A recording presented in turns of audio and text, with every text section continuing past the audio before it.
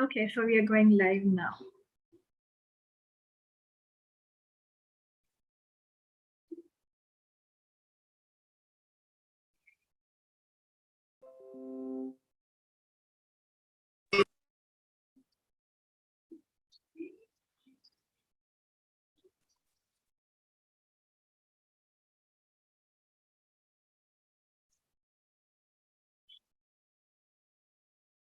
Hello, everyone, and welcome to this exciting event. I'm Chitra Padmana. I'm an author, a scientist, and I'm from the Creative Circle, which is a digital platform and community for creators. Today, we are all celebrating at the pre-launch party of Blood and Brown Sugar, which is the upcoming crime thriller novel by L.A. Nolan, and it's set to release on October 12th. For all those who are watching on our YouTube live, I welcome everyone to this event, and I request you to stay till the end of this because we have lots of exciting trivia, giveaways, and interactions planned out for today. To begin with, let us have a sneak peek at the concept of the book. And this event will also be really special because we'll also be releasing our trailer today. So let's have a sneak peek here.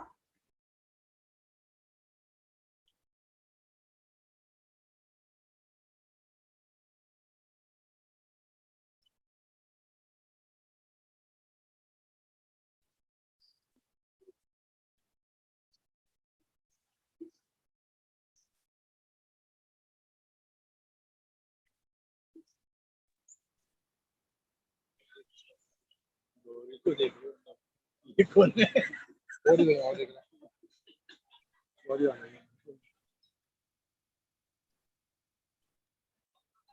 you all see my screen? Yep. Affirmative.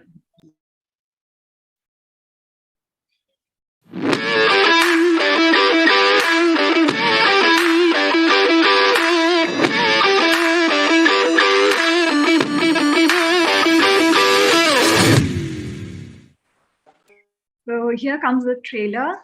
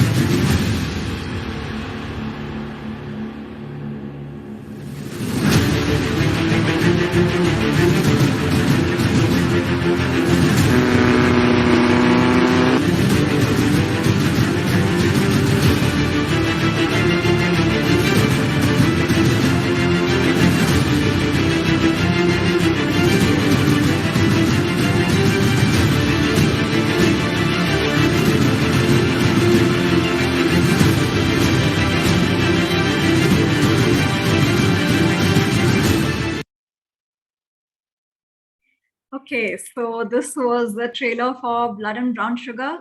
So let's ask Lee how he feels about it all. But before that, let us know a little more about Lee. So L.A. Nolan, our own very Lee, was born in Toronto, Canada in 1966. He was the first Canadian-born member of his family whose roots are set firmly in Liverpool. True to his Generation X stereotype, Nolan's restlessness eventually led him to settle in the Asian subcontinent. With India as his base of operations, Nolan joined a motorcycle club and crisscrossed the country with reckless abandon. After breaking several bones on a desolate mountainside in the Himalayas, Nolan returned to New Delhi and refocused on his true passion of storytelling. He now lives in Bombay with his wife and two very naughty motorcycles, Wilhelmina and Elvira. So Lee, you're the man of the moment today. How do you feel about this entire release hype? And tell us a little more about the base of operations. Nolan joined a motorcycle club and crisscrossed the country with reckless abandon. After breaking several bones on a desolate mountainside in the Himalayas, Nolan returned to New Delhi and refocused on his true passion of storytelling. He now lives in Bombay with his wife and two very naughty motorcycles, Wilhelmina and Elvira. So Lee, you're the man of the moment today. How do you feel about this entire release hype? And tell us a little more about his base of operations. Nolan joined a motorcycle club and crisscrossed the country with reckless abandon. After breaking several bones on a desolate mountainside in the Himalayas, Nolan returned to New Delhi and refocused on his true passion of storytelling. He now lives in Bombay with his wife and two very naughty motorcycles, Wilhelmina and Elva. I don't know why it's doing that. Lee, the man of the moment today, how do you feel about this entire release hype? And tell us a little more about this. Hi, am I audible? Nolan joined a motorcycle. Yeah, you are. Hi, sorry about that. Yeah, no problem. Please. Oh, okay. So Yeah. what did you ask? How I feel about it all, and How you feel about it all, and if you can just take us through the journey of writing the book and what it means to you this evening and the release which is so close. well, first of all, that trailer looked horrifying. I don't think I wrote that. That looks awful. It's surrealistic, to be honest. I waited quite a few years now for this moment, and now that it's arrived, it's a bit overwhelming. It's I'm not sure how to feel about it all. I'm excited. I'm nervous. I'm still in a little bit of disbelief. I'm just I'm thrilled to be surrounded by so many people, obviously, that are showing support, and I'm trying not to buy into my own hype.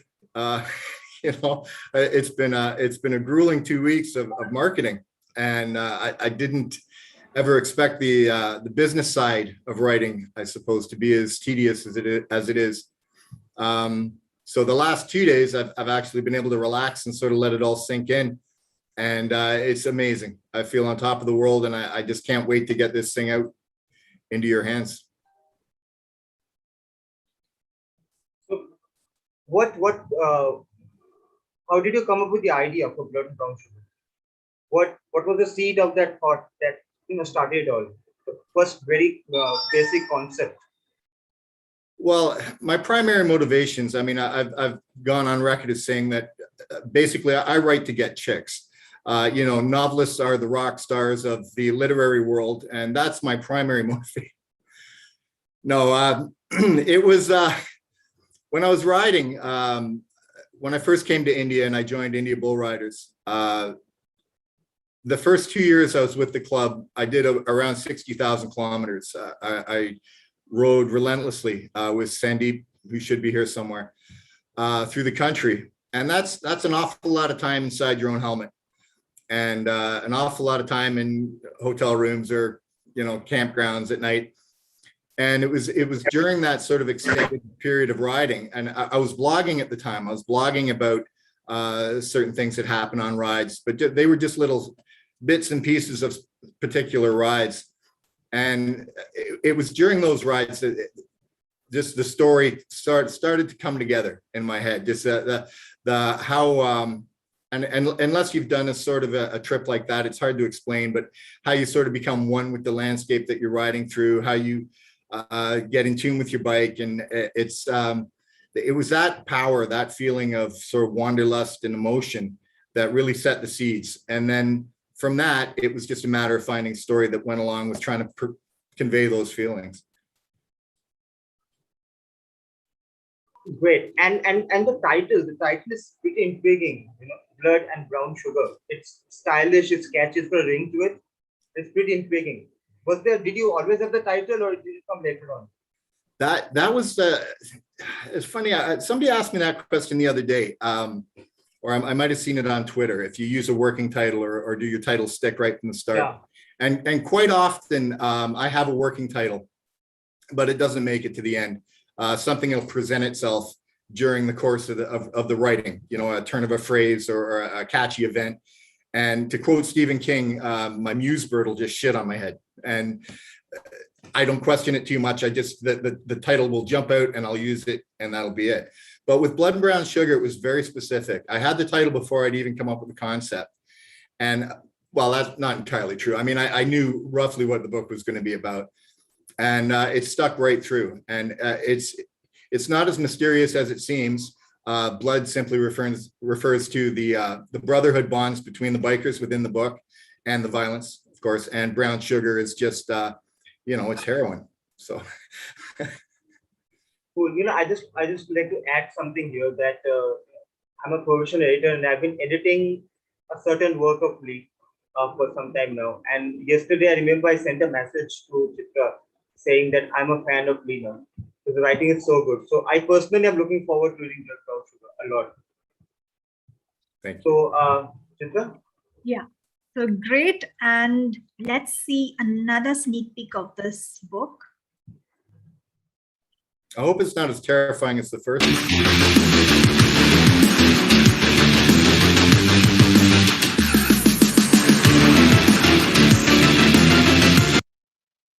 Okay. So today we have a very special guest with us, Todd Southgate. He's Lee's friend, and we're delighted to have him here today. Todd is an award-winning environmental documentary director and cinematographer, and he has his master's degree in environmental studies and a 10-year career in Canadian TV journalism. He has spent his last 30 years traveling the earth, advocating for change for urgent matters affecting the planet's ecology and indigenous people. Todd also aids other international non-government organizations such as Greenpeace, Oceana, International Rivers, Amazon Watch, and more with their advocacy and media productions. He was even a cameraman for Avatar director James Cameron's documentary entitled A Message from Pandora. Todd is also the director of photography for Animal Planet's international award-winning series, Biggest and Baddest with Dr. Neil McCann. He is an enthusiastic nature photographer, hiker, musician, and artisanal craft beer connoisseur. So, Todd, I would really like to come on spotlight and speak a little about Lee. How has your experience been with Lee? How did you come to know about his writing, and what do you feel now that his book is releasing? Okay, well, I've actually written something because I'm a horrible public speaker, and I'm not as good as improv as Lee is. So I'm going to refer to my notes on this because I think it's the best way to sort of encapsulate the life and how long I've known Lee for. First of all, hello, India. I was there a couple of years ago. Absolutely loved it. I guess I first met Lee in high school in Brampton, Canada, about 35 years ago, maybe a little bit more, probably a little bit more. I don't remember the precise moment we first met, but I remember soon later that, and for a memorable period, we were almost inseparable. I was basically the George Harrison to his John Lennon, let's say. I'm sure Lee would like that. What I remember most about Lee back then, apart from his zest for life, his quick wit and humor, as everybody here probably knows, was that he didn't do anything in half measures. Everything was full throttle, if I can borrow a motorcycle metaphor. Whatever he embraced, he did so with unabashed passion and unwavering focus. He wasn't just creative. I remember he had a knack for finding ways to express his creativity. That's the rare alchemy that turns imagination into art. High school ended. I moved to Toronto to pursue a career in television and then environmental filmmaking, and eventually ended up on an island in the south of Brazil. That's a long story. About as far removed from Brampton, Ontario, or where Lee and I had met and grown up together. And I lost contact with many friends at that point, and sadly, including Lee. Then came Facebook. Reconnecting with Lee over a decade ago was one of the highlights of social media for me. After so many years had passed, we were able to finally catch up with one another's lives, at least digitally and through photographs. I was happy to see that he still had a strong passion for doing absolutely everything to the fullest, whether it was coaching football or playing in a rock and roll band. So it didn't surprise me actually at that point when I got this message from Lee one day on private messages in Facebook, and he said he was in love and he was planning to move to India to pursue that love. Of course he would. Nothing gets in his way when he has a passion to pursue. He asked if I had any friendly expat advice about adapting to a new culture and a new way of life, since I'd done the same in Brazil. But I knew that Lee needed no advice. He'd find his own path in his own unique way. Given his charm, his wit, and intelligence, making friends and fitting in would never be a problem. And it's easy to see that here with so many people jumping in to celebrate this wonderful day with him. I knew that Ruth and India at the time would get Lee's full attention and effort, full throttle. In 2019, a couple of years ago, before the world basically collapsed because of this pandemic, the universe conspired to finally bring us together in person after decades apart. I was involved in a project that sent me to India for 5 weeks, traveling all over the nation. By the way, I absolutely loved India. I love the food. I love the people, absolutely everything. Lee has chosen a wonderful place to live. Lee was living in New Delhi at the time, and we were hoping for an opportunity to meet. But my schedule was horribly tight. There was little rest for the documentary filmmakers. It's a grueling industry. And sadly, none of our stops in India was anywhere near New Delhi. It's a really big country. So our project actually ended up ending in Mumbai, and I only had about a half day free before returning home. But for Lee, he saw an opportunity and he went for it. And it blew me away. He jumped on a train and traveled 1,400 kilometers, 17 hours to come see me, even though we only had 5 or 6 hours to spend together. It was amazing. I'll never forget that. Those few hours were incredible, memorable, though we both had a few new wrinkles and some gray in our beards, or a lot of gray in our beards, proving that a lifetime had passed us by. We started laughing and joking immediately like we were still best friends in high school. Lee embraced his role as host and whisked me all around Mumbai to all the tourist must-sees, keeping me entertained the entire time with story after story about life in India and all his adventures that had led him there. He spoke passionately about Ruth, motorcycles, music, and writing. I knew that Lee had an interest in writing. Actually, let me rephrase that. I knew Lee was a writer. I devoured his book, Memories of a Motorcycle Madman, well before arriving in India. It was a thrilling and great read. It was evident that he had a natural talent for storytelling and producing engaging prose. I work in the media, I know. I knew he had more books in him. Actually, when we were together, he said as much. And so here we are. Congratulations, Lee. It's been an honor to have been a lifelong friend. I'm so happy we caught up in India a couple of years back. I'm dying for a signed copy of this book, and I actually might want to fly into India and bring Elise there to pick it up in person. But in the meantime, I'm going to download the digital version when it's available. I'm positive it's going to be an exciting page turner and a huge hit. So thank you. And thanks for inviting me to be a part of such a wonderful and exciting and prosperous day for you. All the best, my good friend. Thank you so much, Todd. And Lee, would you like to add something to that? Something to what Todd said? Yeah, Todd, thank you. You've overwhelmed me a little. Most of what he said is absolute truth. Yeah, it was fantastic to finally meet up again. And Todd is my oldest and dearest friend. And I wouldn't dream of having an evening like this or a morning for you without your presence. So thank you very much for joining me. And thank you so much for all the kind words, Todd. And we'll catch up soon. That we will. Actually, Alice is dying to get to meet you. I'm dying to get to meet Ruth. I think it's long overdue. When this pandemic's finally over, we're taking a trip to India because I really did fall in love with the country too. So it would be a win-win-win all the way around. Got to get you down to Goa, my brother. Okay, count me in. Okay, so indeed, you and Todd go a long way back, and we're really delighted to have Todd at this meeting today. Okay, now to spice things a little up, let's proceed with the first giveaway question. So let's see who answers this question correctly. I know. So you can just type in your comments, or you can raise your hand via the emoticons box, and you can just say your answer. So whoever comes first will get to answer that. So okay, here comes the first question for this evening.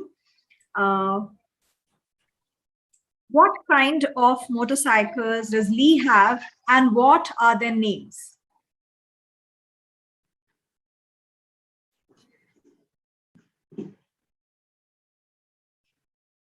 Who's going to answer this? Okay, I am going to choose Nilanjana. Please unmute yourself. So Lee's first motorcycle is named Meena, and it's a Royal Enfield. It's a Royal Enfield Himalayan. Am I correct? The second motorbike is named Annie, and it's a Harley Davidson. Am I correct? Close, very close, but no. Ah, which one's wrong? Uh, Tina and Annie, right? I don't own Annie anymore. She's been replaced. Okay, there's another hand up here. Kimni. We also have some answers in the comments. Yeah, we are Yeah, having. some of the comments are Okay, I so got we have got an answer from MKC's iPhone. So Ah, Ari, Calsec, Harley Street Bob, Velhilna, and Elvira. Okay. that's So correct. Yeah. MKC's iPhone. I remember Meena because I've met Meena. Who is this answer from? MKC's iPhone? Oh, okay. Hello. Is that me? Yeah. Hi, Nick. Hi, Lee.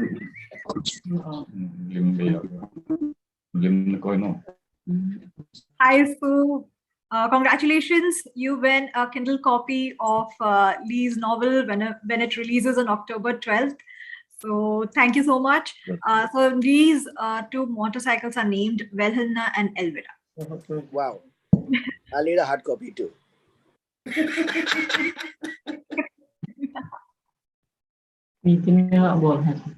ये life होता है So moving on.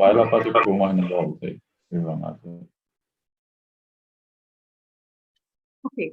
The next speaker for today's event is Ananya. Now you all know that this novel is being published by Lead Start, and Ananya is a representative from there. She has a graduation in journalism and love for books, which has led Ananya to take up a career in publishing. With her experience in the field, she has come to believe more and more in the power of stories and the people who tell them. She's a vegan and an animal lover and loves to dance, tend to her pet plants, and often finds solace in solo traveling. So Ananya, you have worked with Lee, and now this novel is going to release on October 12th.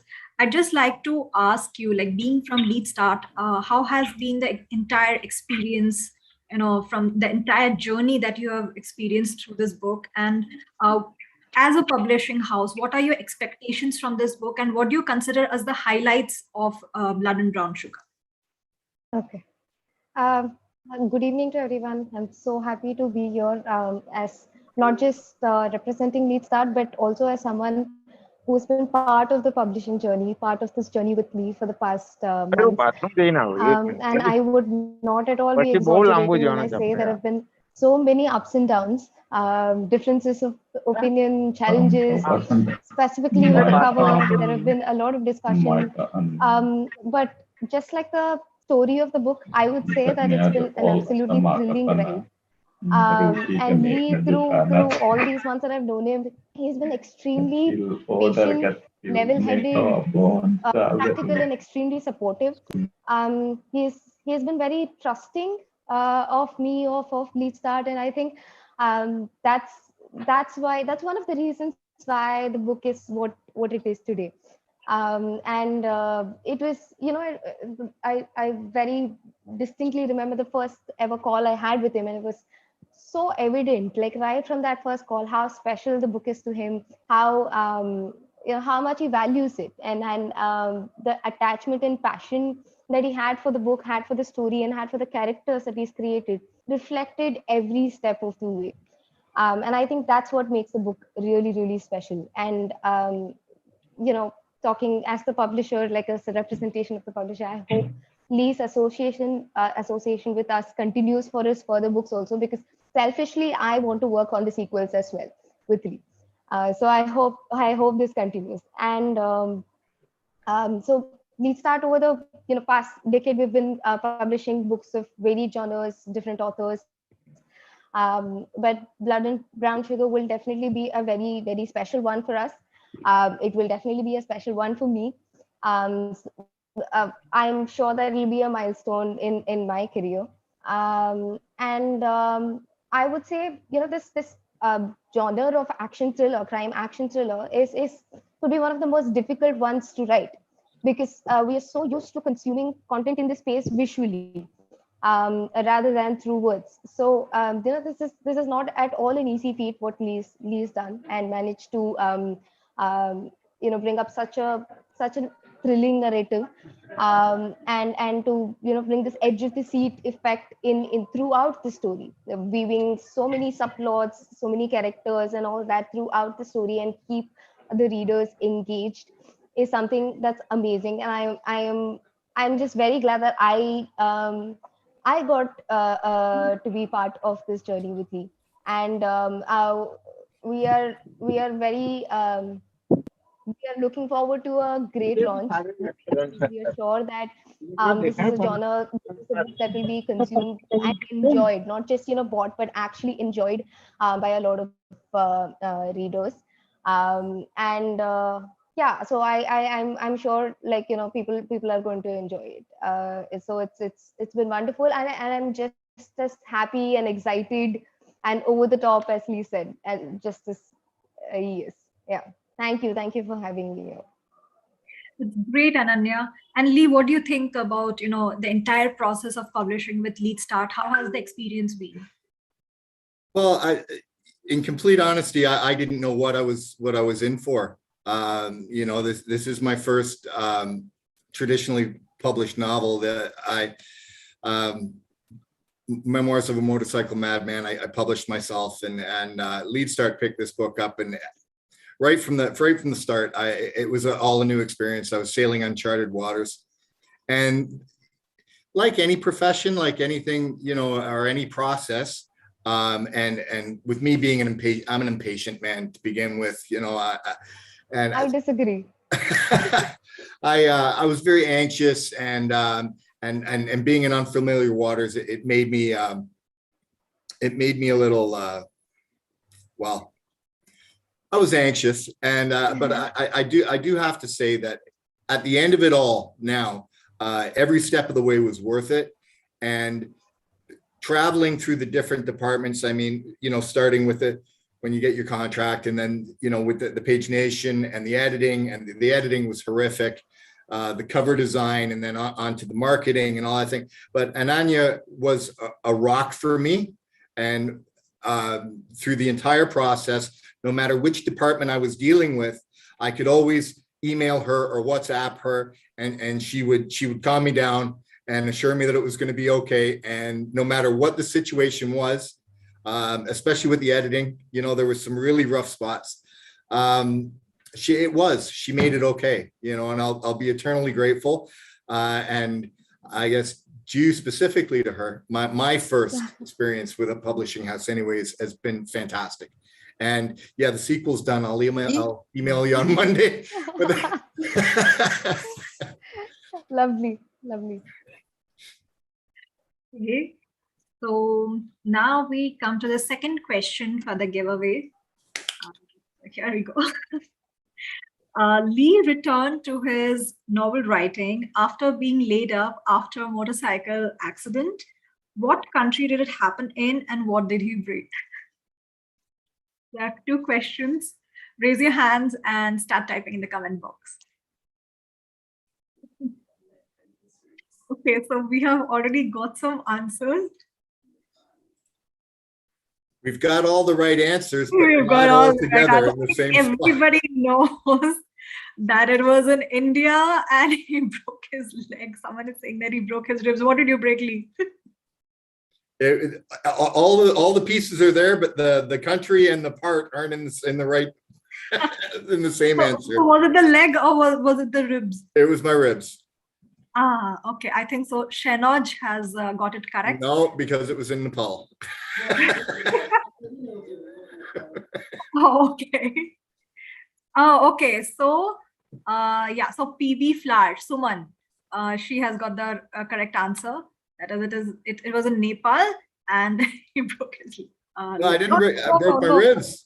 Oh, you broke your ribs. Okay. I think nobody is getting the correct answer. Then okay, we don't have a winner Oh, then. I know, and you made me tell the answer. I still need something. I still need something. I got Nepal right. You get Yeah, sample- and so Somebody's now writing finally it somebody, down. Angela jumped in and said, "Hey, I know." You'll get samples after. That's You after get the to buy fact. the rest of the book. Yeah, Shiny, I'll bust up some ribs just for you. So I think in this situation, what we can do is you have to decide what is more memorable to you. Whether the accident happened in Nepal, that's more memorable, or that you broke your ribs. You can decide like that. You decide, bro. It was your ribs. You have to decide. All right. What were the first two answers in? Shanoj and India leg and his ribs. He's a violent man, Shiny. Actually, now that you mention it, yeah, I did fracture my ankle in India before I broke my ribs in Nepal. Yeah, So I guess he's right. you fell twice. I guess he's right. Yeah, okay, so then I've it's forgotten about that. actually then it's okay. So we have three now. Shanoj. Shanoj who answered India and then ribs, and Angela who answered India and leg, and then okay, this is getting really confusing now. Okay, and PV Flower who said Nepal and leg. Okay, I think Suman, you're out of the race. I think between Shanoj and Angela, you'll have to decide. Yeah, well, actually, Shanoj is actually correct, even though I was thinking that the correct answer was Nepal and ribs, but he in fact is correct because I did fracture my my leg and in India before I did that. So he remembers more than I did. Okay, so congratulations, Shanoj. You'll receive a Kindle copy of Blood and Brown Sugar when it releases on October 12th. Oh, yeah. Okay, then moving on. So the next speaker for this event is his very good buddy, Sajeesh Nair. Sajeesh is the founder and chief admin of one of India's biggest motorcycle riders consortium called India Bull Riders, which he founded back in 2007. On a professional front, he works with one of the world's biggest financial services corporations as director, cyber analytics and operations. So Sajeesh, we would like to hear from you. Is Sajeesh here? Yeah. Okay. Sajesh, you'll have to unmute yourself. You're on mute. Okay. Is it fine now? It is. Great, great. So what should I say, Lee? First of all, congratulations. And of course, this is quite expected out of you because this is what you are great at, but you are the best at riding your bike, and you've been inspiring a lot of people. You have inspired us as well. And I have a lot of memories with Lee. Of course, he has spent a good amount of part in Delhi. Okay, I'm sorry. Somebody else is speaking on the other line. Anyway, so what I was trying to say is that he has actually spent a good amount of time with our Delhi chapter before he moved to Mumbai. And just like 2 weeks back, we gave him the Mumbai rocker for his jacket because he was wearing Delhi rocker since quite a while now. But he is more of a brother than a buddy now, and he's been part of India Bull Riders since a very long time, and one of the only non-Indian who has stuck with India Bull Riders for a pretty long time. Before that, there was another lady who really who has moved now, Elaine. She has moved to Namibia, but Lee has been with us since quite a while, and Lee has been an inspiration. So, to be very frank, as a rider, I know him as more as a rider than a writer, but I've been following his blogs. He has written a couple of blogs for India Bull Riders as well, which is really appreciated by a lot of people. But fantastic guy. And I sometimes feel a little pity, but he actually has adjusted quite quite frankly in a very good spirit that when we are riding together and we actually talk in Hindi, I feel pity whether he's understanding or not. And I still remember that day when I thought that, okay, even Ruth does not understand Hindi.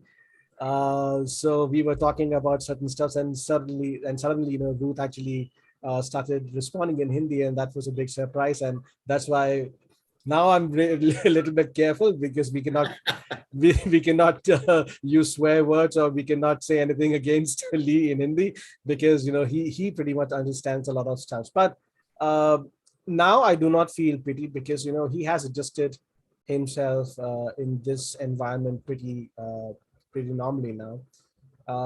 He does not make a fuss that, okay, we are sticking to our language and not responding, or probably he's not able to understand most of the stuff, but he understands the gestures, he understands everything that we are doing, we are talking.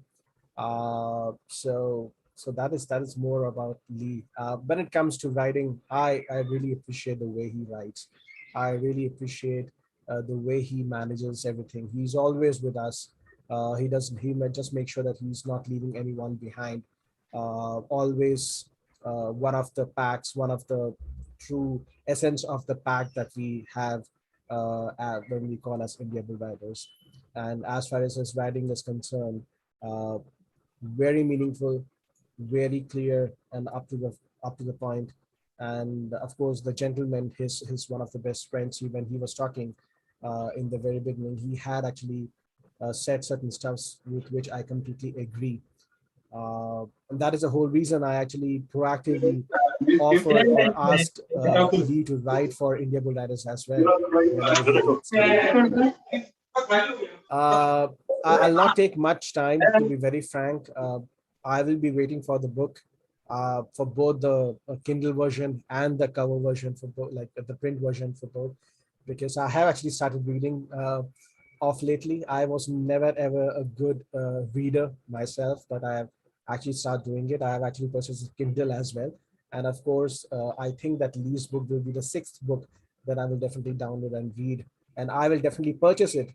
I don't need it free. I will purchase it, because you should Bless get the you. due credit out of it. So congratulations. I'm looking forward for 12th of October. Thank you. Yay, that was lovely hearing from you, Sajeesh. So Lee, would you like to, say something about this? I mean, this is an entirely different aspect of your personality, and it sort of reflects the book. So anything to say to Sajeesh? Yes, my captain. There's not a whole lot I can say about IBR, to citizens. But what I can say is our club motto is Andu, and Andu, like that. All right. Sorry, I'm being coached. Ando. So that's a lot of what you'll find a lot of India Bull Riders in the book. A lot of members of the club, when they read it, they'll start to get an inkling, hey, that's me, or that might be someone else. And you're right. I'll tell you up front, there is in the first pages, I do mention the club itself, and India Bull Riders welcomed me in, a foreigner, a Ferengi, and but they took me in with open arms, and a lot of the brotherhood that my book is based on, or that is very prevalent in the book, comes directly, in a large pipeline from IBR. So, thank you to the club. Thank you to you, Sajeesh, and thank you to all my brothers, man, that are here for those memories, because without them, in all honesty, the book wouldn't have happened.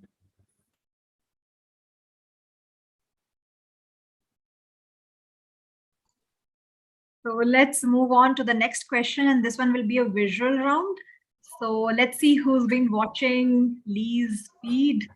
Okay, just a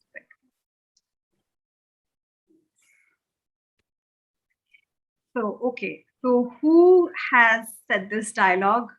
If you've been carefully watching Lee's feed and Instagram, you'd be able to know which is the character who says this.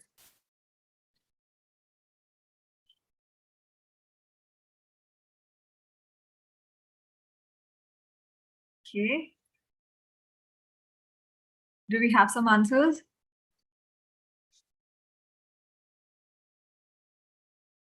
Any answers? No one? Alex Crossman. Correct. Okay, so it was Siddharth, right? Yeah, Well, someone said Alex Crossman. Yes. Okay, That yeah. was me, Lee. There was Siddharth. Yeah. Okay. Congratulations. So you'll be winning a Kindle copy of Lee's book when it comes out. Finally, I won something on the online round. Finally. Wow. Thank you, Lee. Thank you so much. Mhm.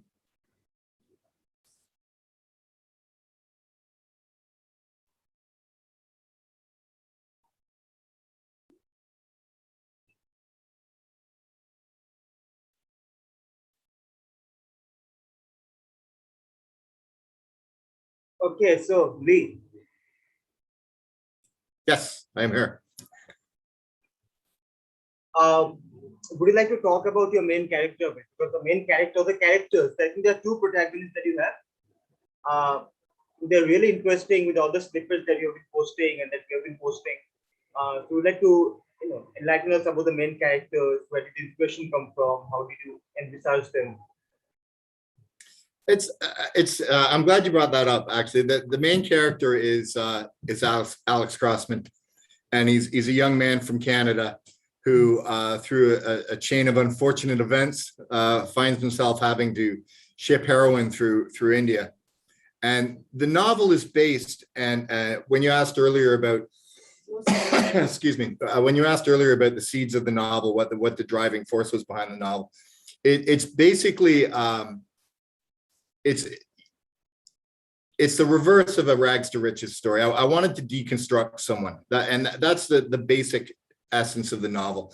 If you're familiar with the series Breaking Bad, a similar sort of concept where you take a basically good guy and he turns evil. And I don't want to spoil anything in Blood and Brown Sugar, but Alex is a really nice guy when you meet him in chapter 1, and by chapter 13, he's a bit of a beast. I'm not going to tell you how he gets there, but it's so that was the main thought behind the construction of the novel. And in the trailer, or on the blurb of the book, it says we watch as he goes through an agonizing metamorphosis, and that is the case. It's the story focuses a lot on his struggles and his coming to terms with this lifestyle that he's attracted to and drawn to, and what he has traditionally believed is right and wrong. I think it's really fascinating. I've always found it fascinating to read about characters who go through a journey, who have an arc of their own. And as you said, when you meet them at the first chapter, and if they transform and evolve and go through certain trials and tribulations and end up completely somewhere else at the end, I think that's something that's really fascinating and really interesting. I've always found that as a reader, I've always found that to be really interesting. So another reason to read the book. So we will all read the book when it comes out, but now we can't wait any longer. So we want a book excerpt reading from you, Lee. So let's listen to a book excerpt. There was it was difficult to find a passage to read. I wanted to read a chapter or at least a couple of scenes, and every time I thought in my head, oh, that's what I want to read, I'd go to it and I'd read the scene, and there was a plot point that I didn't want to give away. So I'll go to this one then. I'd go, and there was another plot point. And so I started flipping through scene by scene, chapter by chapter, and I realized that there's very few pages that don't have something. I'm not trying to sell the book here. This was an honest struggle for me. There's very few pages that don't have something spectacular or drastic happening on them. And I thought, there isn't anything in here I can read at all. And then, as she so often does, my lovely wife swooped in and pointed out the obvious. And she said, well, just don't read the whole chapter, read up until there's something that's going to spoil something. and stop. So that's what I'm going to do. Read a few excerpts to you. Leave us on a cliffhanger. Yeah. Only until Tuesday. So this first scene is a conversation, or it's between Avinash Kumar, who is the senior NCB agent in the novel, and his junior partner. Avinash Kumar was a senior agent at the Narcotics Control Bureau, and for the better part of 6 months, he had been tracking the heroin trail from Amritsar to Mumbai with his junior partner Sandeep Bola. They had been piecing together the trail and compiling the names, faces, the places, but New Delhi was a hornet's nest. That was where the two ends of the rope vanished, and he could not connect them. They knew the heroin came across the border in Amritsar, and they believed it ended up in Mumbai to ship out of the country. But this is where it all went dark. Wrinkling his nose, he took a draw off his smoke. Avi's battle against leaving the evils of tobacco had not been going well. Despite the window being down, the smoke swirled around him like a shroud. The engine was running and the air conditioning was at maximum. Avinash tossed his cigarette out of the window and closed it. He stared at Sandy sitting in the passenger seat, young, good-looking, fit, more like a Bollywood star than an NCB agent. He himself was on the short side, balding, a little portly. He looked every inch the battle-hardened Narcotics Control Bureau officer, right down to his mirrored aviator sunglasses and cheap suit. "What?" Sandy asked. "I bet you can dance like Hrithik Roshan," Avinash chuckled, referencing one of India's biggest Bollywood stars. Sandy rolled his eyes. "This again," he sighed. "Avi, it's not my fault you have gained weight and lost your hair. Why must you torment me?" "Really?" Avinash pressed. "Could you teach me how to lungi dance?" "Oh, please, Avi, no more. The thought of you dancing in a lungi makes me feel a little ill." The two of them laughed. They had been partners for only 6 months, but had grown fond of each other. Avinash was a talented agent, and Sandy was an eager and intelligent man. He wanted to learn the ropes and would make the sacrifices necessary to do the job well. Avinash liked him and hoped very much wanted to help launch what looked to be a promising career. Without success, they were, oh, sorry, that's it. I got to stop now. That's it. I have another passage, a couple more actually, if you'd like me to continue. There's this, to flip back to the Canadian side, is Marceau Gagnon, who is the president of the Montreal chapter of the Chevaux de Feu, which is Iron Horses. Marceau put down the phone and with his elbows on the chapel table, cradled his head in his palms. "Sacre bleu," he whispered. "It's 8:30 in the morning. Too early for this shit." He stretched in the black leather chair to arch his back and relieve the burning knot between his shoulder blades. That he was nursing a monumental hangover was not helping matters. Marceau had just been speaking with Ramdev and the news was poor, very poor. There was a light knock on the door. "Come," he said. Tracy entered. "A moment, Tick?" he asked. Tick rolled his fingers in the air to continue. "With Clipper out of commission the last 2 days, we have slipped behind on collections," Tracy said, and walked over to the table. "We should send Elaine out to settle up today. He is on his way here with Clipper right now." "Bon, good," Marceau said. Always on top of the numbers, Tick thought. Good for Tracy. "Also," Tracy continued, 2 new businesses have opened in the neighborhood. A strip club." He removed a scrap of paper from his right pocket and glanced at it. He pushed his glasses further up on his hawk-like nose. "Pleasure Chateau on Rue Saint-Cardon. They received their liquor license yesterday and should be ready for public entry this week. Then a novelty shop called Bongadigi, where beside the restaurant where the shitty coffee used to be, across from Cafe Cleopatra. They are stocked and ready to go." He tossed the note on the table. "You and I should pay them a visit, no?" "Yes, Tracy, we should. Clear thinking, brother. Much needed these days. I've just spoken to Delhi and the news is not good." Marceau stood and motioned towards the door. "Come, let's have a shitty coffee of our own and I'll explain." The two of them left the sanctity of the chapel and entered the clubhouse lounge. The activities from the night before had laden the air with weed and cigarette smoke and tinged the sour aroma of stale beer. Marceau wrinkled his nose. "Can we open a fucking window in here?" he barked. John looked at him. He was behind the bar in his cut-off jean shirt and work pants, fiddling with the beer tap. Billy was lingering beside John and hunched over and hustled over to open a window. Go deep, John called, referring to Billy's football experience. Billy had a promising future cut short by a career-ending knee injury in his senior bowl game. Billy juked around a chair and fanned out his hands in a typical wide receiver pose. John tossed a beer can at him from the bar. It flew over his head and clattered as it bounced across the floor. You suck, Shotgun bellowed. He and Candy were relaxing at one of the cramped wooden tables talking. Marceau glanced at them. She was twisting her hair between two fingers and laughing at Shotgun, who was sporting a schoolboy grin. The antics angered him. I'll cut it off there. Really intriguingly, and we definitely want to see more of these characters. And well, speaking of characters, I have a question for all you guys. If you've been watching the teasers, I'm sure you would have come to know about the character names. So some of you know Alex Crossman, but how many of you know the sultry vixen in Lee's book? So that is my next question for the giveaway. So who has the answer to this? Please Preeti. repeat the question. Okay, and Shanod. Okay, so we have two answers here already. Okay, the question is, who is the sultry vixen in Lee's upcoming novel?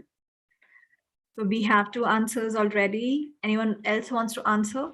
So if you watch the teasers, you'll... Ipsita.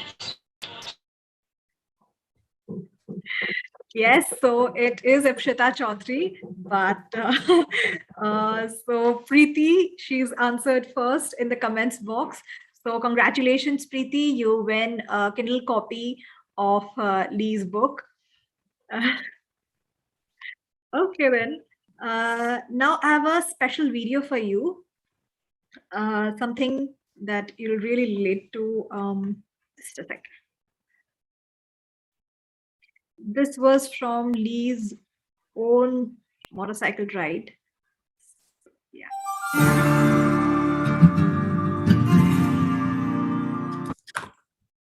Okay.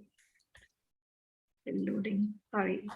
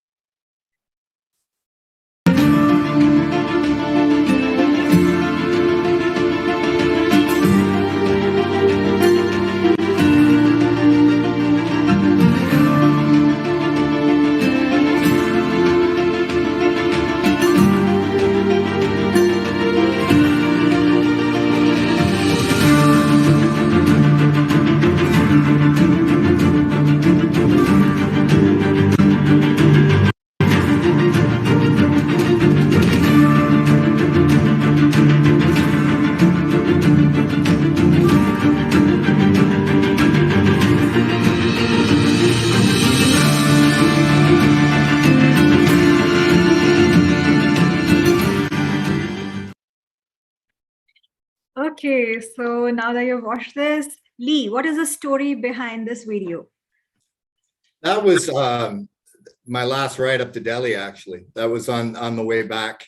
A lot of the guys will recognize that stretch of highway probably. It's just after you've left Haryana, entering Rajasthan, Highway 48, heading south.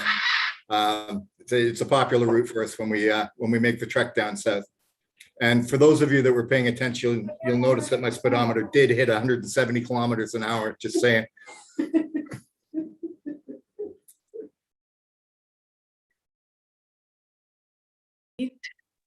Greatly, and it's amazing how you've managed to incorporate your experiences into this book. So anyone who's a motorcycle enthusiast, anyone who loves to read about such stories, who loves to read about such blogs, and anyone who's a crime thriller enthusiast, they'd be definitely interested in your book. So yeah. And heroin too. Anyone that's into heroin would probably enjoy the book. Okay, so our next speaker for this evening is someone that you bug all the time. So, so she's the first lady of this event today. Ruth, are you there? I'll duck out.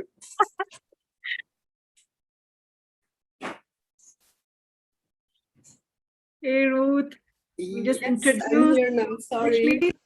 So Ruth is our first lady. She's the wife of our author Lee Nolan, a gold medalist in civil engineering from Guwahati University. She cracked the Indian Engineering Services exam the following year and was inducted into the prestigious Indian Railway Service of Engineers. She served the initial years of her field career in Northeastern Frontier Railway and then moved to the Ministry of Housing and Urban Transport, New Delhi, on deputation as a deputy secretary dealing with metro rail projects of the country.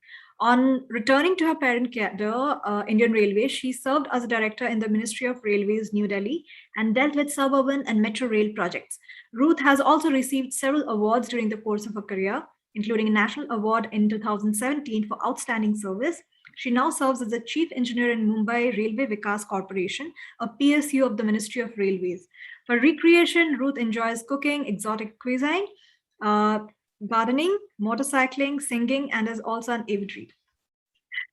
So Ruth, tell us all about the backstory of Blood and Brown Sugar, how it all developed, and what did you feel when you first came to know about this story that Lee was writing, and how much did he bug you essentially during this entire publishing process and writing? Thank you, Chitra. Well, yeah, I'll be revealing the behind the scenes. All right. I'll be sharing my journey through Blood and Brown Sugar. And for that, I want to start the story right from the beginning, how it all started. And I've written it down because, I'm also not very comfortable speaking just like that. So, and I don't want to miss anything, any part of the story. So here it goes. It was around October of 2016 when Lee first told me that he needed a website so he could start blogging. Then he struggled through all the, web page development stage. Until today, he struggles with it actually because he's not a web designer, but he learned on the go. And after a lot of screams and yells and frustrations, he finally got the website running. And the first rough draft of a story that Lee that I ever read was called Breakfast with Peacocks. Yeah, Breakfast with Peacock. And I realized at that time that, I would forever be his partner editor, his part-time editor, I would say. And yeah, since then I've been editing his blogs and stories. He has a fat finger and I need to edit out the typos and punctuations. Anyway, his blogging, soon resulted into his first book, as was already mentioned earlier by Todd, a nonfiction called Memoirs of a Motorcycle Madman. It's a collection of some of his most memorable rides throughout the country. In fact, Lee has ridden through India so much, and of course Nepal also. He has seen the country more than me, where I was born and brought up in. So that's something, he has an edge over me. Anyway, coming back to Blood and Brown Sugar, I remember the first time he locked himself away in his room. It was in November 2017. I didn't even know what NaNoWriMo was, or what he was working on would someday become, Blood and Brown Sugar. For those who don't know, NaNoWriMo is a global event when writers, all over the world write every day during the month of November with the hopes of completing their first draft of a new novel. But yeah, I didn't know what it was at that time, but now I know. That was when Lee first penned his first lines of Blood and Brown Sugar, November 2017. penned or typed. You know, nowadays they type, they don't actually write or use the pen.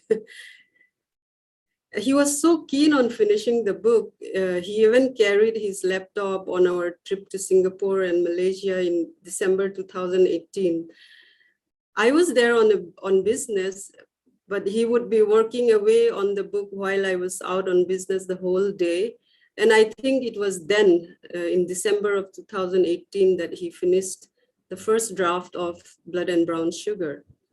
After the winter holidays that year, around January, I printed the manuscript, the first draft, and I started reading it, the hard copy, in my free time, making notes on it wherever I found a plot hole or something. Because I like I was introduced, I have been reading since I was a child, so I love reading. So I went through his manuscript also.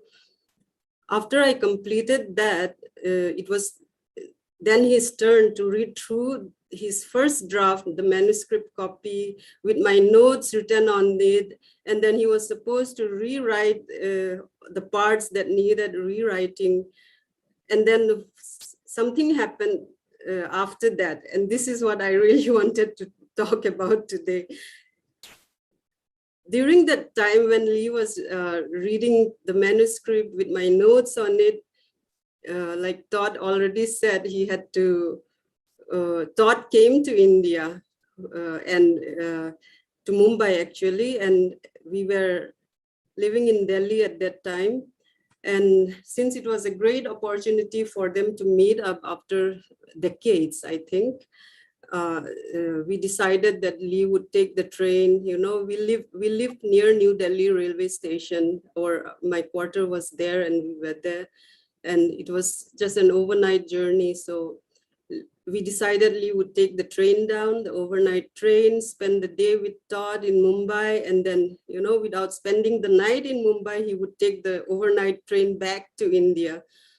And then I suggested that it would be a great idea if he takes the manuscript with him and read it on the train, right? It was a brilliant idea. So because I spent many years buying books of A.H. Wheeler stores on the railway stations and reading it on the train journey. And I knew that it was the best way you can spend, you know, a train journey when you are all by yourself. And then the next day, and he did, he took the manuscript with him. And then I don't know whether he actually worked on it or not, but the next day I got a call from Lee, long after he had disembarked from the train, and he was on the road to meet Todd. And he told me, I can't find my manuscript. I thought he must have left it on the train. And then I promptly made some calls. The train maintenance department in Mumbai searched the coach. The washing pit lines also, they searched for the manuscript, but it was nowhere to be found. I was so devastated, maybe even more than him, because all my notes were there, everything, like I didn't keep it here in my brain, you know, I had written it all down. Anyway, I also filed an FIR because Lee told me it got stolen off the table, I'm sure. I wouldn't just leave it, it was stolen. So I filed an FIR also in Delhi. Of course, nothing came out of it. But anyway, we did not give up. We started right back to, you know, about 3 months back. Again, I reprinted the manuscript and the whole process, we started again. By then I had read the book like 2-3 times already, the manuscript, the first draft. And then after that, Lee spent the rest of 2019 polishing the book. And then after that, it was time for me again, once he was ready with his final draft, it was time for me to do the line edits, to correct the typos, the punctuations, blah, blah, blah, and make it fit for submission. In May of that year, 2019, I was transferred to Mumbai, and unfortunately, I did not have a lot of time to do all this work, you know, for him. But fortunately for us, I should say, full lockdown happened last year in March. late March. In fact, it started on my birthday, 2020. And it was like a godsend for us, that lockdown. And we worked on it for hours every day, chapter by chapter, from me to him, back to me, back to him, up and down. And every day we were on it. And by the end of April, like, you know, just 1 month, we had it ready. Like we said, okay, there may be, and there could be still some mistakes and typos, but still now it is ready for submission, because the publishing house will also, you know, do their own diligence. So we decided it was time, and we submitted. And then the next phase of the journey began, you know, like we had to research, how should we go about it? We didn't know anything about how the industry works. We don't know whom to submit. So we started researching, we made lists, all that, the works. Finally, Lee made his first submission on 5th May last year. Yeah, we had a few rejections. There were interests shown, and a couple of deals also did not work out. And this phase was filled with disappointments, hopes, you know, because some people gave good feedback and then politely declined, all those kind of things. And all this, you know, even every day was like that, like happiness, sadness, frustrations, and everything happened. And many times Lee almost gave up. He contemplated dumping his work in the bin, the recycle bin, of course, in today's world. But then one fine day in January this year, the contract with Lead Start was signed. And then we had an amazing project manager, Ananya, who's also here with us today. And then the next phase of, you know, the publishing, getting his book out started. Subsequently, you know, I must have read the manuscript at least another 6, 7, maybe even 10 times or more. And I would still find some mistakes or typos or some inconsistency, and we would still be editing a little bit here, a little bit there. But even for that, like I had to read the whole manuscript all over again. And every time it was from Lead Start back to here, back there, back here, I would still read the whole manuscript from top to bottom again. If I had my way, I would have still read the, you know, dummy copy that Lead Start sent us, the actual physical dummy copy, but Lee said, no, that's it. We've done enough proofreads and, you know, no more. And that's when we finally halted the editing process. And that's it. So we've finally come to see today. That's more or less, you know, a short version of my story, of the story of Blood and Brown Sugar, from how I see it, from my side of, you know, the story. And I must say I was very skeptical as to whether, you know, the book will ever see the light of day. But after reading it like so many times, I can say that something that started off just as an idea has transformed into an amazing book. And I can unbiasedly say, and recommend to everyone that you must get a copy. It is worth reading. I'm so happy for Lee today. His hard work has paid off, and I am grateful and thankful for all the good people who has supported us and collaborated with us to see this day. Thank you so much. Thank you so much, Ruth. That was lovely. And you've indeed been Lee's greatest critique, but also greatest supporter. And I don't think this book would have been complete without you. You have provided almost all the insights that went into, you know, writing this book, the journey, the hiccups, the publishing process. And we thank you from the bottom of our hearts that you stood by Lee during this entire time and, you know, edited his work. And thank you so much, Ruth, for being who you are. You're my special. pleasure. Now let me get Lee back in. I'm so sorry, my laptop like kind of conked out. Come back.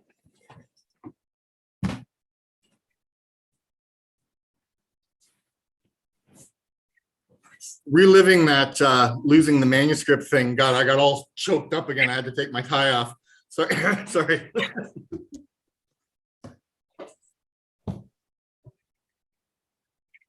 So Lee, you heard from Ruth. Uh, she's such an inspiring presence. I mean, just listening to her, such great vibes. So you're indeed lucky to have her, aren't you? Absolutely, without a doubt in my mind. The book never would have made it without her. And I'm not going to say anything more tender than that because it'll ruin the dedication at the beginning of the book. You're going to have to buy it and read it for yourself. Okay, then. Time for a quick question. And if you have heard Ruth carefully, you'll know the answer to this. So, in which year did Lee start writing Blood and Brown Sugar? You can comment in this chat box, or you can raise your hand. Boom. So just exploded up. Okay. So okay. Okay, we are not picking winners who have already, Kindle version. So I think we'll go with, okay. Shanoj has answered correctly. 2006. Then Angel. Okay, since Shanoj and Siddharth have already won Kindle copies, we'll be giving this to Angel. So congratulations, Angel. You're winning a paperback copy of Lee's novel, Blood and Brown Sugar. Congratulations. Autographed even. Yeah, signed copy. Wow. Congrats, Lee. Congrats. It's such a pleasure interacting with you. Okay. So now we come to the last speaker of today's event, Susan. Susan Nolan Thomas. So a little bit about her. Susan can't imagine a world without books and loves to share the adventure by creating stories of her own. The realms of fantasy and mystery are her preferred genres, and reading or writing, and she becomes easily lost between the pages of a good book. Susan loves to travel and draws on the sights and sounds of her experiences to weave the tapestry of her work. Immersed in the world of literature from a very early age, she strives to create a story that you just can't put down. Susan was born in England but emigrated to Canada as a child and now resides in Georgetown with a husband of 45 years. She is very pleased to have published her first young adult novel, Incarnation, with Evernight Teen. She has completed a second YA fantasy and an adult psychological drama. So, wow, Susan, we would like to hear from you. How excited are you for Lee's novel?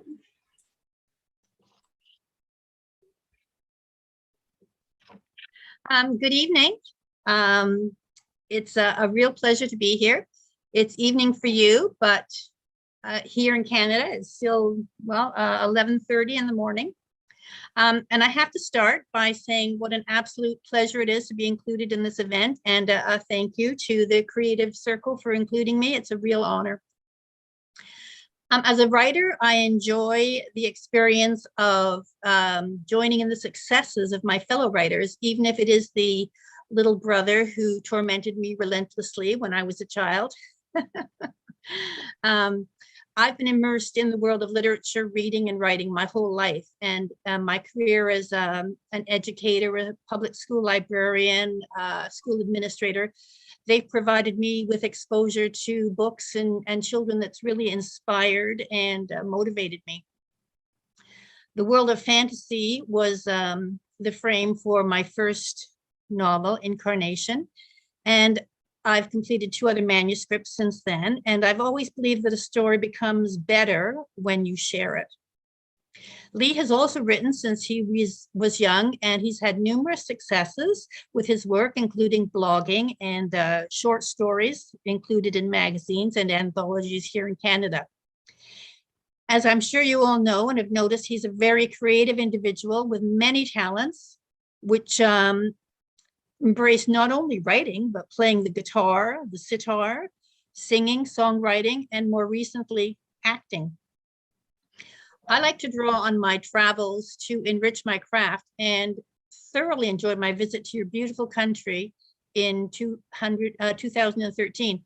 And with Lee and his charming wife, Ruth, as my guides. I experienced sites that have just remained excellent and unsurpassed in my subsequent world travels. And I know that Wanderlust has played a big role in Lee's writing too, as he bases his novel both in Canada, the country of his birth, and in India, his beloved adopted country. And his adventures with his motorcycle club, the India Bull Riders, have been well documented in his travel blog, as well as his previously mentioned novella, Memoirs of a Motorcycle Madman. I was really pleased to be involved in the initial work on revising Blood and Brown Sugar, and it went back and forth, as I'm sure Ruth can attest to, with lots of blood, sweat, and probably tears on Lee's part. And as for me, while honing my own skills through our professional discussions around the manuscript, I became enthralled by the story and the suspenseful style of writing that is Lee's specialty, which you will come to recognize. The characters, the gripping drama, the flipping between two countries, they just make it a very difficult novel to put down. I know Blood and Brown Sugar is destined for great things, and I look forward really with a happy anticipation to Lee's future works.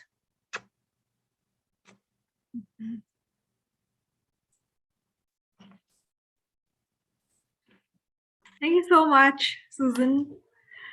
Lee, what do you feel about whatever Susan said? Well, first off, I'd like to say that, you know, Shushu, you gave it out just as good as I did. I remember you smacking me around pretty good when I was a kid. So don't play the pity card, okay? I'll tell you, Sue hasn't taken enough credit for the contribution she made to the novel. I was at a particularly low point after the first draft had been completed. It was the time that Ruth had spoken about when we were going back and forth and sort of struggling with plot holes. And while I had a few short stories that had been published and Memoirs of a Motorcycle Madman had had some limited success, the blog was doing well, but I'd never tackled a novel. And I didn't know if it was any good, to be completely frank. I had absolutely no idea. And I was also very reluctant to share it with a beta reader for no other reason than I just didn't have enough faith in it at that point. I still kind of thought it was rough and junk. And so I reached out to the only, you know, novelist that I knew, you know, published novelist, who just luckily happened to be my sister, and asked her if she'd give it a read and you know, please just let me know if I'm on the right track. And so, which she did. I sent it to her. She read through it. And I remember very clearly, I still have the email actually. Her first response to it was, no matter where you go from here, from this point forward, just remember that you've done something. You've completed a novel, and that is no small task. And right from that moment, she went through it. She picked it, you know, picked it apart, pointed out some horrendous mistakes that I'd been making, leaning a little too heavily on some common tropes. She really guided me through what I affectionately call that first slop of my first draft. But what it did more than anything was validate what I did. You know, I felt that it was all right. And if she had accepted it and taken it in and said, yes, this is an actual, it's a real live manuscript, then I felt confident enough to continue. And it was a very dark moment in the history of the manuscript where Sue kind of stepped in and shone a light on that and really helped pull me through and gave me some of the intestinal fortitude to finish it. So I'll always be indebted for that, Sue. Greatly, and it's so heartening to see that you have support from Ruth and Susan, and I mean, this entire journey wouldn't have been complete without them. So we have had great speakers today. But now we'd like to hear from everyone. So anyone can just unmute themselves and start speaking. We also have Sarvesh sir here. He can also speak if he wants to. Anyone who has any feedback or views and has excitement to share with us, please do unmute yourselves and start speaking. We really want to hear from you.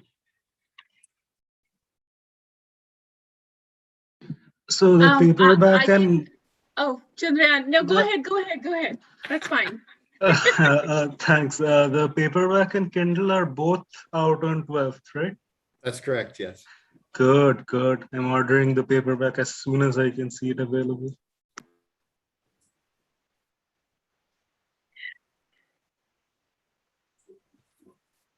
Okay, Chandrayan, are you done? Yeah, he is. Okay. I just wanted to say that I'm really jealous that you have so much support from your family members. It's a great thing. I know you appreciate that, Lee, but it's just, and then you have your friends too that are supporting you, and I'm really excited about the book, and I've seen all the previews and trailers, and it looks really good. I think I'm gonna read it as soon as it comes out. Can't wait. Thank you very much. And I'm very blessed to be surrounded by an awful lot of people who not only support me, but genuinely care, and that's, and you can include yourself in that group too. Yeah. Oh, thank you.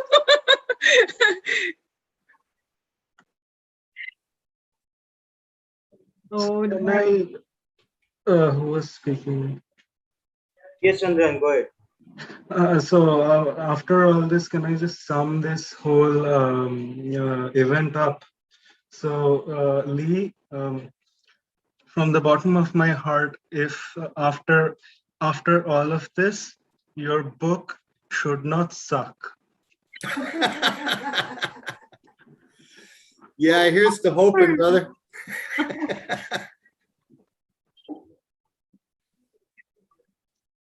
Okay, so now it'll ask Nidhi. She's from our team and she's an author. I would like to ask her to just announce the giveaway winners. First of all, Lee, congratulations on the book, and I'm really looking forward to read it. Thank you. All right, so first I'll be talking about our paperback winner, Angel. Congratulations, and you're getting a signed copy. So I'm a tad bit jealous of you. I can't wait. And our Kindle winners are Ming, Shenoj, Siddharth, and Preeti. Congratulations, guys. I'm hoping to see your reviews on Lee's Amazon page first. So congratulations, all the giveaway winners. And for those who are there in this meeting, thank you so much. And, please do buy Lee's book on October 12th when it releases. And because I can't wait anymore, to be honest. So I'll be buying as soon as it releases. So. I did want to say, and I've been struggling with myself for the better part of the last 48 hours, whether I was going to make this speech or not. But, I've decided that I may never get this opportunity again. So I'm going to. Angela, Kobo, I believe so, Angela, Kobo, Amazon, pretty much everywhere it's going to be. But I'm viewing this event as hopefully not, but it may be a one-shot deal. So I'm just going to throw it out there, buy my book, please. I mean, this isn't just launching a book. Okay. This is launching a career. And as a group here, I mean, you could turn me into a best-selling author, global. I mean, think about that, the power you have. Amazing stuff. Of course, I mean, it's a combination of, I've seen, I think, Walter White and Jack Steller. It's gonna be a super dome. It's gonna Sammy, bang. I'm glad you mentioned that, Sammy. Thank you for bringing that up. somebody the other day close to me drew some comparisons between my book and Sons of Anarchy. And the truth is that Even I did when I you say have as SOA. well, Yeah. The truth is I read about half of it before I started watching the series. I'd Yeah. already written about half of it before I started That's watching the great. series. But the funny part is that the writing program that I use, Scrivener, you can have a character breakdown, and there's a spot to put a photograph of that character just to help you with the visual references while you're writing that character. And I did an internet search on cool bikers, and there was a picture of Jax Teller sitting on his Dyna, right? With his cut, looking very cool. I didn't know who it was because I hadn't started watching the series at that point. I thought But I even based Alex on Jax Teller. I thought, before you started writing this book, you already have seen the series. Nope. Halfway through. Yeah, so I based Alex on Jax Teller, and at that point I had no idea who Jax Teller was. I wish ending is something different. Absolutely. Yeah, Absolutely. of course. Congratulations, both of you. Really looking forward to get it and read it. Thank you, Sam. Congratulations, Lee. We're really looking forward to it as well. I think people are already celebrating, I think, with sundowners and snorting lines, I think, if you know what goes on.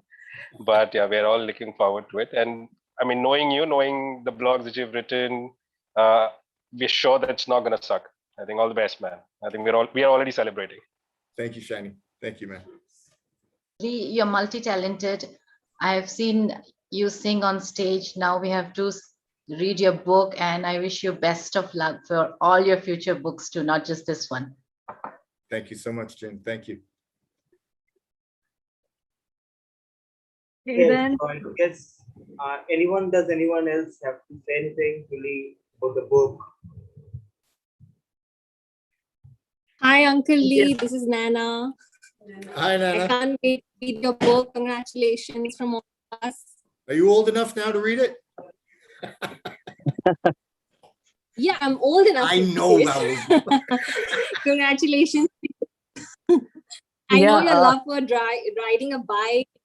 I remember you writing your novel when I was in Delhi with you for a year.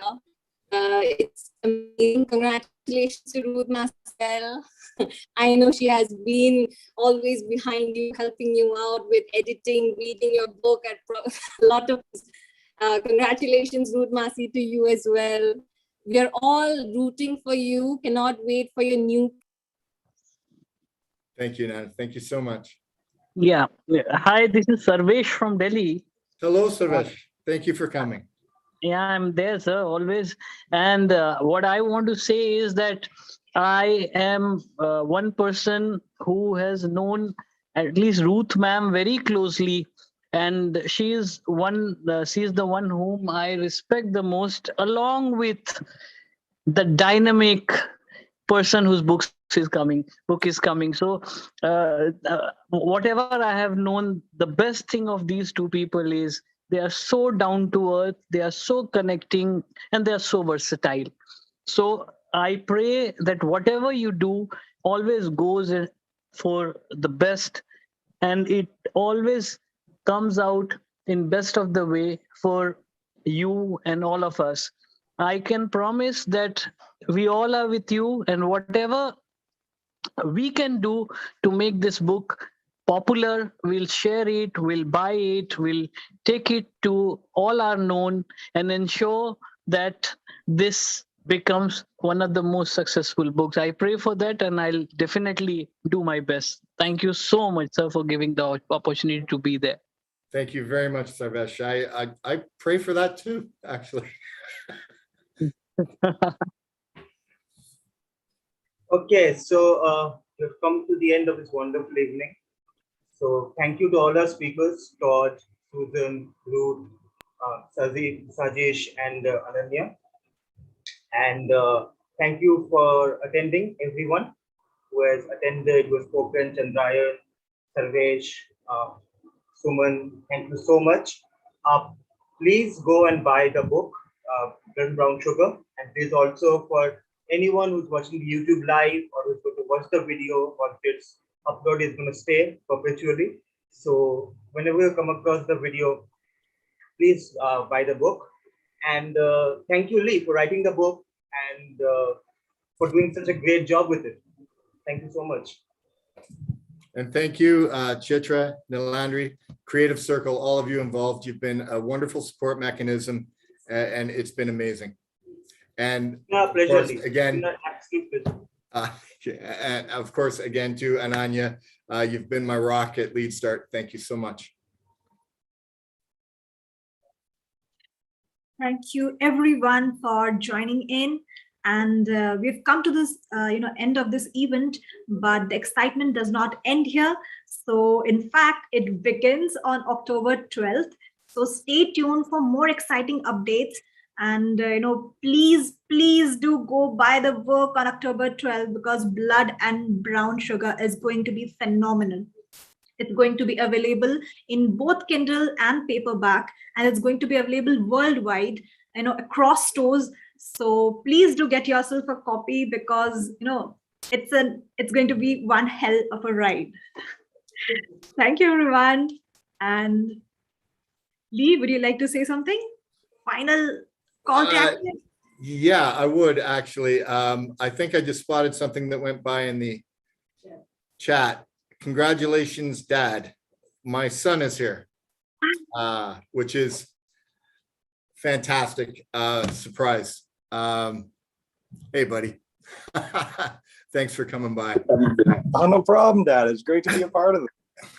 Awesome. Thank you all very much. And I hope, I just hope that after all the hype and at the end of the day, it's just a damn good story that you'll enjoy. That's my greatest hope. All the glitter and all the jokes and all the bravado aside, the truth is, I'm just a storyteller, and I want you to like what I write. I don't really care about the money or the fame. I just want to entertain people, and that's the truth. And I truly hope that I can do that for you. Thank you.